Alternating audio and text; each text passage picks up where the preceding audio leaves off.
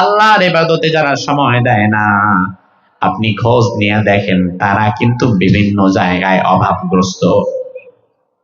আপনি কইবেন হুজুর অভাবগ্রস্ত মানে? আরে আল্লাহ তো বিরাট টাকা পয়সার মালিক, হাজার হাজার কোটি টাকা, সে অভাবগ্রস্ত হবে কেন? আরে ভাই তুমি তো অভাবটাই বুঝলা না। অভাব তো শুধু টাকার থাকে না। হয়তো আল্লাহ তাআলা 10 কোটি টাকার মালিক বানিয়েছে, কিন্তু 10 কোটি টাকা ভোগ করার মতো শরীরে আল্লাহ কোনো শক্তি তারে দেয় নাই। আপনি গরিব মানুষ, সারাদিনে 1000 টাকা কামাই করেন, 500 টাকা কামাই করেন, আপনি মাছ, গোশ, হাঁস, মুরগি, গরু সব খাইতে পারেন। ওই বেটা 10,000 কোটি টাকার মালিক হইয়া বইসা আছে, সারাদিন তো দূরের কথা, সারা মাসেও এক টুকরা গরুর গোশত খাইতে পারে না, কারণ ডাক্তারের নিষেধ। তার মানে তার অভাব আছে, তার সুস্থতার অভাব। আবার হয়তো সুস্থতাও ঠিক আছে, টাকা পয়সাও ঠিক আছে, কিন্তু আল্লাহ তাআলা তারে কোনো সন্তানাদি দেয় নাই। এমনও আছে না নাই? অভাব। বাংলাদেশের শীর্ষস্থানীয় একজন ধনীকে আমি চিনি। বাংলাদেশের শীর্ষস্থানীয় ধনী, বাংলাদেশের 5 জন ধনীর তালিকা করলে এর মধ্যে তিনি কখনো দ্বিতীয় হয়, আবার কখনো তৃতীয় হয়, তবে দ্বিতীয় তৃতীয়র নিচে নামে না, এত বড় ধনী। 60,000 কোটি টাকার মালিক, তার গ্রুপ অফ কোম্পানিটাই মূলত 60,000 কোটি টাকার অ্যাসেট সেখানে আছে।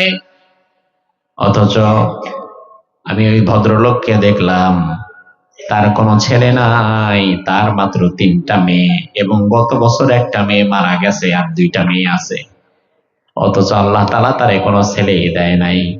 তার মানে 60,000 কোটি টাকার মালিক হতে পেরেছে, তবে এই 60,000 কোটি টাকা পরবর্তীতে কার হাতে দিয়ে যাবে এমন কাউকে পাচ্ছে না। তাইলে সন্তানাদির দিক থেকে আল্লাহ তাকে অভাবে রেখেছেন।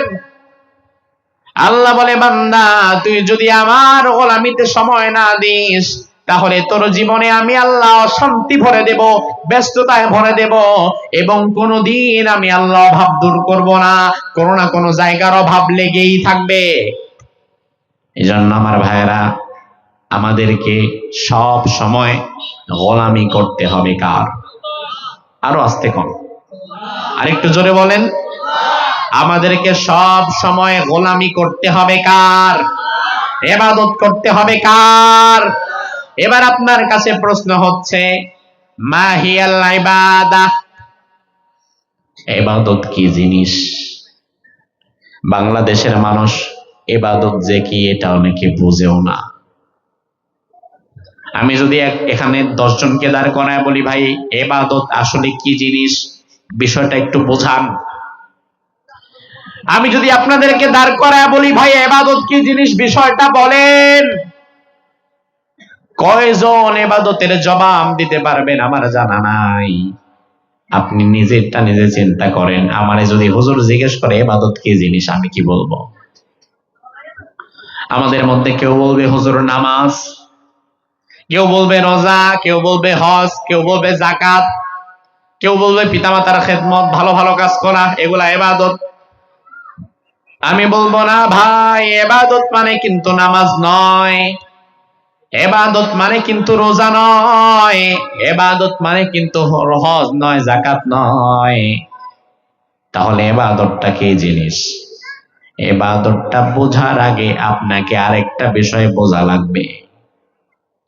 এই যে আমি আপনাদের সামনে কথা বলছি, আমি ইয়াহিয়া তাকি, আমি একজন মানুষ, আপাদমস্তক মিলে আমি একজন মানুষ, তবে আমার শরীরের মধ্যে আলাদা আলাদা কিছু অঙ্গ প্রত্যঙ্গ আছে। যেমন একটু তাকান, আই কন্টাক্ট করেন, আমার দিকে তাকান এবং জবাব দেন। এই যে এটা যে আপনারা দেখতে পাচ্ছেন, এটা কি? জোরে কয় না, এটা পা নাকি ভাই? তাহলে বলেন এটা কি? এটা কি? এটা কি? এটা কি? এটা হচ্ছে পেট, এটা হচ্ছে পিঠ। তার মানে এটা আমার হাত, এটা আমার কান, এটা আমার নাক, এটা আমার মুখ, এটা আমার চোখ, এটা আমার পেট, এটা আমার পেট।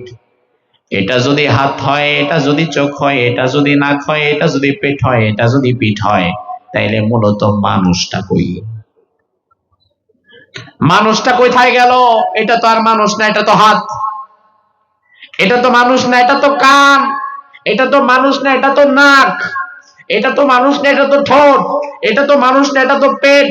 এটা তো মানুষ না, এটা তো পিঠ। তাহলে মানুষ কই গেল? মানুষ মূলত সব অঙ্গ প্রত্যঙ্গ মিলে মাথার চুল থেকে নিয়ে পায়ের নখ পর্যন্ত ওরা সেটআপটা যখন একত্রিত হবে তখন হবে মানুষ। ঠিক কিনা? বোঝাতে পারছি ভাই? কিন্তু এটাকে যদি আলাদা আলাদা ভাগ ভাগ করে ফেলা হয় তখন ওটা আর মানুষ থাকে না, ওটা হয়ে যায় হাত, পা, চোখ, কান, নাক। এবাদত তো নামাজ না, এবাদত তো হজ না, এবাদত তো রোজা না, এবাদত তো যাকাত নয়। বাংলাদেশের মানুষ মনে করে নামাজ পড়লাম 5 ওয়াক্ত এটাই তো ইবাদত, রমজানে রোজা রাখলাম 30টা এটাই তো ইবাদত, যাকাত দিলাম এটাই তো ইবাদত, হজ করলাম এটাই তো ইবাদত। আমি বলবো না ভাই, এটা আসলে ইবাদত নয়। তাহলে ইবাদত কি? ইবাদত হচ্ছে তারকু মা হারামাল্লাহ ওয়া আদাউ মা ফতারাদাল্লাহ। আল্লাহর সকল আদেশ সমূহকে পালন করে নেওয়া এবং আল্লাহর সকল নিষেধ সমূহকে বর্জন করা, এটা হচ্ছে ইবাদত। আল্লাহ যখন যা করতে বলে ওটা করা ইবাদত, আল্লাহ যখন যা না করতে বলে ওটা না করা ইবাদত। যেমন আল্লাহ ফজরের সময় নামাজ পড়তে বলেন তখন নামাজ পড়া ইবাদত। আবার আল্লাহ তাআলা মাগরিবের আগে একটা নিষিদ্ধ সময় থাকে যখন নামাজ পড়া যায় না, তখন আল্লাহ বলে বান্দা নামাজ পড়ো না, তখন নামাজ না পড়া ইবাদত। তখন কেউ যদি বেশি পাকনামি কইরা নামাজ পড়ে তাইলে সব তো পাবে না, উল্টা গুনাহগার হবে। আল্লাহ রমজানে 30টা রোজা রাখতে বললেন, এই 30টা রোজা রাখা ইবাদত। কিন্তু কেউ যদি চিন্তা করে আগে একটা রোজা আমি ভেঙে ফেলেছি, আমি ঈদের দিনও রোজা রাখবো, তাহলে সেটা সব তো পাবে না, উল্টা গুনাহগার হবে। কারণ ঈদের দিন রোজা রাখা আল্লাহ হারাম করেছেন। তার মানে ইবাদত মানে রোজা নয়, ইবাদত মানে শুধু নামাজ নয়, ইবাদত মানে আল্লাহ যা করতে বলে তা করা, আল্লাহ যা নিষেধ করতে বলেছেন ওগুলা না মানা করা, এটা হচ্ছে ইবাদত। এবার আমার ভাইরা, আপনাদের কাছে আমি জানতে চাই ইবাদত আমরা করব কতদিন? 1 মাস?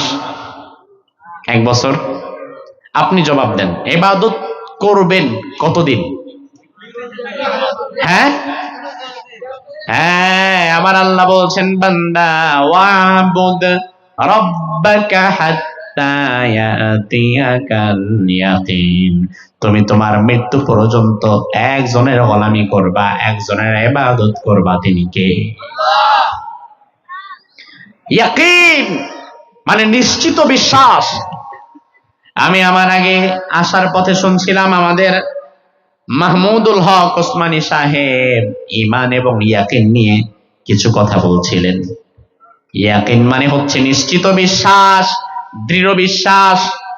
আর দুনিয়াতে মৃত্যুর চাইতে বড় নিশ্চিত বিষয় আর কিছুই নাই। দুনিয়ার কোন পাগল, কোন নাস্তিক মৃত্যুকে অস্বীকার করতে পারবে না।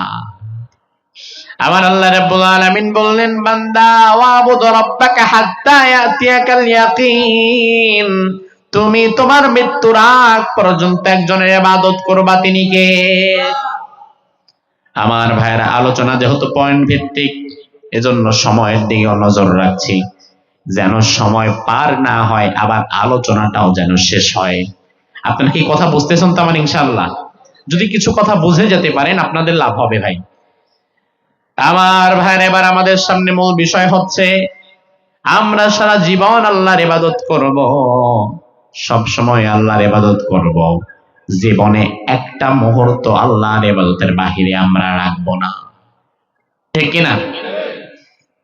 এখন আপনি বলবেন হুজুর দিনে রাতে মিলায়া 24 ঘন্টা হয়, 24টা ঘন্টার মধ্যে আমরা তো শুধু নামাজই পড়ি না, 24 ঘন্টার মধ্যে আমরা চাকরি করি, ব্যবসা করি, স্ত্রীর সাথে সময় কাটাই, বাজার ঘাট করি, গোসল করি, পেশাব পায়খানা করি, খাওয়া দাওয়া করি, কত কাজ করি। এখন 24 ঘন্টায় যদি আল্লাহর ইবাদত করা লাগে তাহলে 24 ঘন্টায় কি নামাজ পড়বো নাকি? আমার ভাইরা, না শুধু নামাজের নাম তো ইবাদত নয়, আপনি আল্লাহর হুকুম মেনে আল্লাহর খুশির জন্য যা করবেন সবটাই তো ইবাদত। আপনি আল্লাহর হুকুম মেনে হালাল পন্থায় যখন আপনি চাকরি করবেন তখন চাকরিটাও হবে ইবাদত। আল্লাহর হুকুম মেনে হালাল ভাবে যখন আপনি ব্যবসা করবেন ব্যবসাটাও হবে ইবাদত। আল্লাহর হুকুম মেনে যখন আপনি স্ত্রী সন্তানের সাথে সময় কাটাবেন তখন সেটাও হবে ইবাদত। আল্লাহর হুকুম মেনে যখন ঘুমের সময় বিসমিল্লাহি আল্লাহুম্মা বিসমিকা আমুতু আহিয়া বলে আপনি ঘুমায় যাবেন, আবার ঘুম থেকে ফজরের সময় উঠে যাবেন, আল্লাহ বলে বান্দা মধ্যখানে যেই ৬-৭ ঘন্টা তুমি ঘুমায় কাটালা এই ৬-৭ ঘন্টাও ইবাদত হিসাবে তোমার আমলনামার মধ্যে আমি আল্লাহ তুলে দিলাম। সুবহানাল্লাহ কয় না? ৬-৭ ঘন্টা আপনি ঘুমাইছেন, নামাজ পড়েন নাই, এই ৬-৭ ঘন্টা ঘুমিয়ে কাটিয়েছেন, কিন্তু আল্লাহর পথে যদি আপনি থাকেন আল্লাহ তাআলা ওই ৬-৭ ঘন্টাও ইবাদত হিসাবে আমলনামার মধ্যে উঠিয়ে দিয়েছে। সুবহানাল্লাহ। এজন্য ইবাদত জীবনের এক জায়গায় না সব জায়গায়? কথা বলেন। ২৪ ঘন্টায় কয় ঘন্টা ইবাদত করবেন? এই তো মাশাআল্লাহ বুঝতে পারছেন। কয় ঘন্টা? ২৪টা ঘন্টা। এবার আমার ভাইরা, আপনি একটু চিন্তা করে দেখেন, আপনি নামাজ পড়লেন ২৪ ঘন্টায়, ৫ ওয়াক্ত নামাজ যদি আপনি পড়েন, ২৪ ঘন্টায় ৫ ওয়াক্ত নামাজ পড়তে সর্বোচ্চ ১ ঘন্টার বেশি লাগে না। তাইলে নামাজ বাদে আপনার হাতে আরো সময় আছে ২৩ ঘন্টা। এই ২৩ ঘন্টার মধ্যে আপনি ব্যবসা করলেন, ব্যবসার মধ্যে ঢুকাইলেন সুদ। আপনি চাকরি করলেন, চাকরির মধ্যে ঢুকাইলেন মিথ্যা কথা। আপনি রাজনীতি করলেন, রাজনীতির মধ্যে ঢুকাইলেন চাঁদাবাজি আর টেন্ডারবাজি। আপনার পরিবার নীতির মধ্যে পর্দা নাই, আপনার স্ত্রী সন্তান পর্দা ছাড়া মানুষের সামনে ঘুরে বেড়ায়। তাইলে বিষয়টা হচ্ছে আপনি ২৪ ঘন্টার ১ ঘন্টা নামাজ পড়েছেন, আল্লাহর ইবাদত করেছেন, বাকি ২৩ ঘন্টা আল্লাহর কথা মানেন নাই, আল্লাহর ইবাদত বাদ দিয়া বাকি ২৩ ঘন্টা আপনি শয়তানের ইবাদত করেছেন। ঠিক কি না? আল্লাহর ইবাদত কিন্তু করছেন ১ ঘন্টা, ৫ ওয়াক্ত নামাজ আপনি পড়েছেন, ১ ঘন্টা আপনি আল্লাহর ইবাদত করেছেন, বাকি ২৩টা ঘন্টা আপনার পরিবার নীতি, অর্থনীতি, সমাজনীতি, ব্যবসা নীতি সবগুলা হচ্ছে রাজনীতি সহকারে, সব নীতি হচ্ছে আল্লাহর দেখানো পথের বিপরীত। তার মানে ১ ঘন্টা দিছেন আল্লাহরে, বাকি ৩০ ঘন্টা দিছেন শয়তানরে। এখন আপনি আল্লাহর গোলাম না শয়তানের গোলাম? বলতে যদিও কষ্ট হয় কিন্তু বাস্তবতা তো এটাই। আমার ভাইরা, আপনারা জানেন কিনা আমি জানি না, জানা থাকলে জবাব দিবেন। আমাদের বাংলাদেশে আম, ম্যাঙ্গো, আম সবচাইতে বেশি হয় কোন জেলায়? হ্যাঁ, চাঁপাইনবাবগঞ্জ, রাজশাহী, চাঁপাইনবাবগঞ্জ, এই ২টা জেলায় বাংলাদেশের প্রায় ৮০% আমের উৎপাদন হয়। আমি অনেকবার সফর করেছি রাজশাহী, চাঁপাই। আমি একবার দেখলাম বিরাট একটা আমের বাগান, আমের বাগানের মালিক আমার ভক্ত। তিনি আমারে বললেন, হুজুর আসেন আপনার একটু ঘুরায় দেখাই। তার আমের বাগানের ভেতরে আমি গিয়ে দেখলাম চোখ যত দূর যায় শুধু আম গাছ আর আম গাছ সারিবদ্ধ ভাবে লাগানো আছে। আমি বললাম, ভাই আপনার এই বাগানে আম গাছ আছে কয় হাজার? তিনি আমারে বললেন, হুজুর আমার এই বাগানে আমের গাছ আছে ৩,০০০। একাই একজনের বাগানে ৩,০০০ আম গাছ। তিনি তার মোটর সাইকেলে নিয়ে আমার একটু আমের বাগানের ভেতরে ভেতরে ঘোরালেন। হঠাৎ করে মাঝখানে আমি এসে দেখলাম চতুর্দিকে আম গাছ, মধ্যখানে ৪ কোনায় ছোট করে ৪টা নারিকেল গাছ। কি গাছ? কি গাছ? আর চতুর্দিকে কি গাছ? আমার ভাই একটু বসে থাকলে জবাব দেন, ওই বাগানে আম গাছের সংখ্যা কত? ৩,০০০। কত? আর নারিকেল গাছের সংখ্যা ৪টা। এবার এই বাগানটা যেখানে ৩,০০০ আম গাছ আর ৪টা নারিকেল গাছ, এবার আপনার ভাষায় আপনি তাকে কি বলবেন? আম বাগান না নারিকেল বাগান? আম বাগান না নারিকেল বাগান? আমার ভাই আম বাগান বলবেন কেন? ওখানে তো নারিকেল গাছও আছে, নারিকেল বাগানও তো বলা যায় না। নারিকেল বাগান আপনি বলবেন না, তার কারণ 3000 আম গাছের মধ্যে 4টা নারিকেল গাছ, এটা তো গনাই ধরে না। 3000 আম গাছের মধ্যে 4টা নারিকেল গাছ থাকার পরেও আপনি যেমন এই বাগানকে নারিকেল বাগান না বলে আম বাগান বলবেন, একই ভাবে সারা দিনের 23 ঘন্টা শয়তানের পেছনে দৌড়ানোর পরে 1 ঘন্টা আল্লাহর সময় দেওয়ার পরে আপনি আল্লাহর বান্দা না শয়তানের বান্দাই রয়ে গেলেন, ঠিক কি না? তার কারণ আপনি আপনার জীবনের অধিকাংশ সময় শয়তানকে দিয়ে দিয়েছেন। এজন্য আমার ভাইরা, ইবাদত করতে হবে শুধুমাত্র কেবলমাত্র একমাত্র যার, তিনি কে? আমরা যে ইবাদত শুধুমাত্র কেবলমাত্র একমাত্র আল্লাহর করব, সেই ঘোষণা আল্লাহ তাআলা প্রতি নামাজের মধ্যে আমাদের থেকে নিয়ে নিয়েছেন। আমরা সূরা ফাতিহার মধ্যে পড়ি, ইয়াকা নাবুদু ওয়া ইয়াকা নাস্তাঈন। পারেন না? পারেন নাকি ভাই? পারেন তো পড়েন একবার, ইয়াকা নাবুদু ওয়া ইয়াকা। অর্থ কি? অর্থ হচ্ছে, আয় আল্লাহ, আমরা কেবলমাত্র তোমার গোলামি করলাম আর তোমার কাছেই আমরা সহযোগিতা চাইলাম। তাহলে গোলামি করব কার? ইবাদত করবেন কার? আলোচনার সর্বশেষ পয়েন্ট, এই যে আমরা আল্লাহর গোলামি করব, আল্লাহর ইবাদত যে আমরা করব, আমাদের ইবাদত কবুল হবে কিনা সেটা তো আমাদের একটু বোঝাও দরকার। আমি যে কাজটা করে গেলাম, আমার কাজটা সঠিক হচ্ছে কিনা এটা জানারও দরকার আছে না নাই? কারণ সারা জীবন কাজ করলাম, কিয়ামতের ময়দানে দেখলাম আমল নামা ফাঁকা, তাহলে আমার চাইতে বেশি ক্ষতিগ্রস্ত তো আর কেউ নাই, ঠিক কিনা? রাসূল বলেছেন ইবাদত কবুলের জন্য 3টা শর্ত আছে। কয়টা শর্ত? জবাব দেন। ইবাদত কবুলের শর্ত 3টা। জোরে কর না, ইবাদত কবুলের শর্ত কয়টা? কয়টা? 3 মানে 3, 3 মানে 2 না। 3টা শর্তের মধ্যে 2টা শর্ত হয়েছে, একটা হয় নাই, ইবাদত কবুল হবে না। 3টার মধ্যে 2টা হয় নাই, একটা হয়েছে, কবুল হবে না। ইবাদত যদি আল্লাহর দরবারে কবুল করাতে হয় তাহলে শর্ত লাগবে কয়টা? জোরে কোন? 3টা। 1 নাম্বার, ইবাদত কবুলের 1 নাম্বার শর্ত হচ্ছে আল ইখলাস। ইখলাস, একনিষ্ঠতা। ইখলাস মানে হচ্ছে এক আল্লাহ ছাড়া অন্য কাউকে দেখাবার জন্য, অন্য কারো খুশির জন্য কোনো কাজ করা যাবে না। যদি করেন ওখানে ইখলাস নাই। আপনি নামাজে দাঁড়িয়েছেন, স্বাভাবিকত আপনি একটু তাড়াতাড়ি রুকু সেজদা করেন, কিন্তু আপনি দেখলেন আমার পাশে মাদ্রাসার প্রিন্সিপাল সাহেব বসে আছে। এবার প্রিন্সিপাল সাহেবকে দেখে আপনি নামাজে রুকুতে লম্বা রুকু দিলেন, সেজদায় লম্বা করে সেজদা দিলেন। হুজুরকে দেখার পরে আপনি যে নামাজের সময় বাড়ায়া দিয়েছেন, এটা কি আল্লাহর জন্য না হুজুরের জন্য? ইখলাস শেষ। আমার আল্লাহ বললেন, বান্দা, ওয়া মা উমিরু ইল্লা লিয়াবুদুল্লাহা মুখলিসিনা লাহুদ্দিন।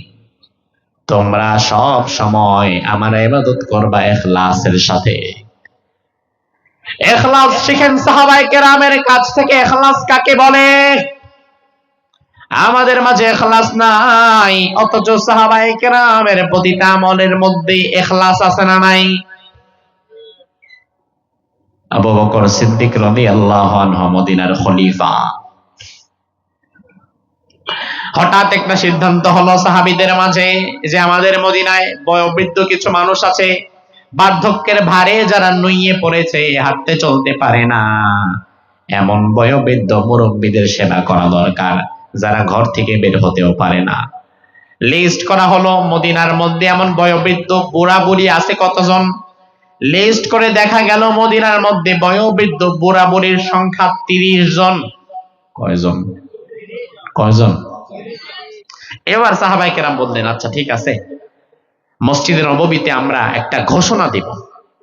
ঘোষণা হচ্ছে, এই সাহাবীরা শোনো, মদিনার মধ্যে 30 জন বয়োবৃদ্ধ নাজুক মানুষ পাওয়া গেছে যারা হাঁটতে চলতে পারে না, নিজের কাজ নিজে করতে পারে না, আবার তাদের কাজ করে দিবে এমন কোন দায়িত্বশীল লোকও তার পরিবারে নাই।